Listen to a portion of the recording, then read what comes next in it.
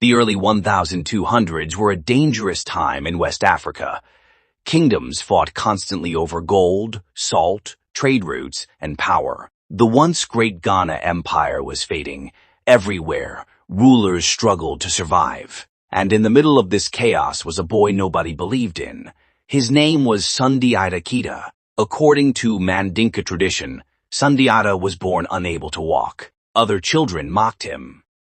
Powerful nobles laughed at him. His enemies ridiculed his mother.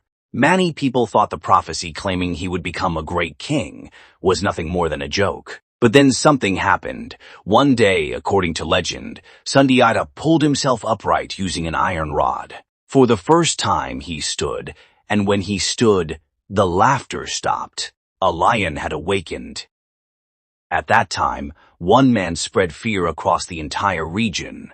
His name was Sumoro Kante. He ruled the Sosso kingdom. Stories about him terrified people. Some claimed he kept the skulls of defeated enemies inside his palace.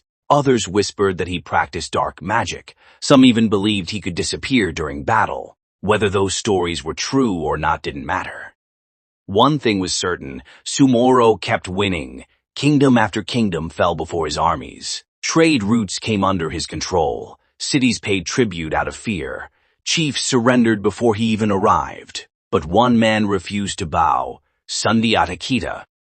Exile, the years that changed everything. Before Sundiata could become a king, he became a refugee. Political enemies forced him and his family into exile. Many people would have given up. Sundiata did the opposite. As he traveled from kingdom to kingdom, he learned. He studied warfare. He learned diplomacy. He watched rulers succeed. He watched rulers fail. Most importantly, he made friends, powerful friends.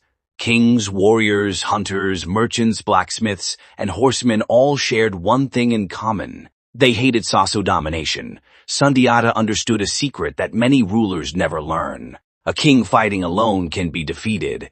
A united people can change history. Slowly, an alliance formed around him. The future Mali Empire was taking shape before a single battle had even begun. Then came the year 1235. The Battle of Kirina, one of the most important battles in African history. Imagine the scene. Thousands of warriors gathering beneath the blazing African sun. Horsemen gripping spears. Archers preparing poisoned arrows. Drummers sending commands across the battlefield. War banners fluttering in the wind. Dust rising into the sky. On one side stood the feared army of Sumoro. On the other stood Sundiata's coalition. Different tribes, different clans, different kingdoms, united for one purpose, freedom. Then the battle began. Legend says the fighting became so intense that dust darkened the sky and arrows filled the air. One famous story tells of Sumoro possessing magical protection. No ordinary weapon could harm him, but Sundiata's warriors discovered his weakness. They struck him with a special arrow tipped with a rooster's spur. Whether that story is literal or symbolic, its message remains powerful. No tyrant is invincible. Sumoro fled. His army collapsed. His kingdom shattered. And Sundiata emerged victorious. Most leaders would have celebrated. Sundiata moved immediately. He knew victory meant nothing if another enemy simply took Sumoro's place. So he expanded rapidly. His armies secured former Sosso lands. They protected trade routes. They brought gold-producing regions under Mali's control. They secured fertile farmland. They captured strategic river crossings. Within a short time, a coalition of allies became something far greater, an empire. These wars weren't random. Sundiata had a plan. First came gold. West Africa possessed some of the richest gold deposits on Earth. Gold crossed the Sahara into North Africa, Europe, and the Middle East. Control the gold. Control wealth. Second came trade. Salt, ivory, copper, cola nuts.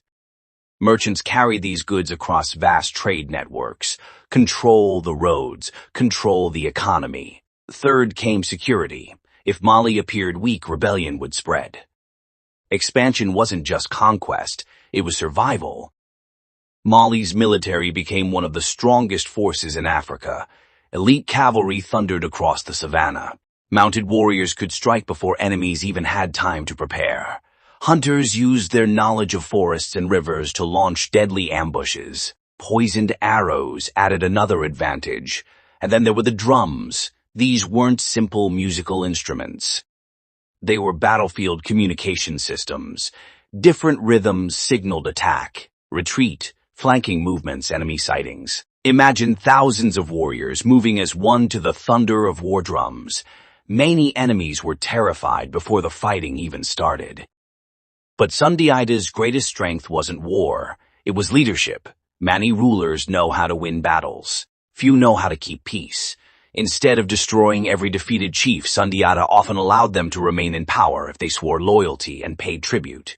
This reduced rebellions, it saved money, and it helped Mali govern a huge territory. Then came another remarkable achievement. The Korokan Fuga Assembly. This gathering established laws, responsibilities, and systems of governance. Some historians consider it one of Africa's earliest constitutional traditions. Mali was no longer just an army. It was becoming a state. But every empire casts a shadow. Expansion brought wealth. It also brought suffering. Villages burned, families were displaced, tributes were demanded, people were enslaved, political rivals were executed. History remembers victories, the defeated remembered loss. Empire always carries both glory and pain. Yet despite its costs, Sundiata's achievements transformed West Africa forever. His victories created the foundation for the Mali Empire. An empire that would later become famous for immense wealth, international trade, Islamic scholarship, powerful armies, and rulers like Mansa Musa, whose wealth became legendary. But none of that would have happened without one boy. A boy who couldn't walk, a boy people laughed at, a boy who refused to surrender. Centuries later, griots still sing his name, not because he was perfect, but because he changed history. And sometimes, one determined person can change the fate of an entire continent. If this story inspired you, follow ADC War History Chronicles for more forgotten African warriors, legendary battles, and empires that changed the world. History isn't just about the past, it's about the heroes whose stories deserve to live forever.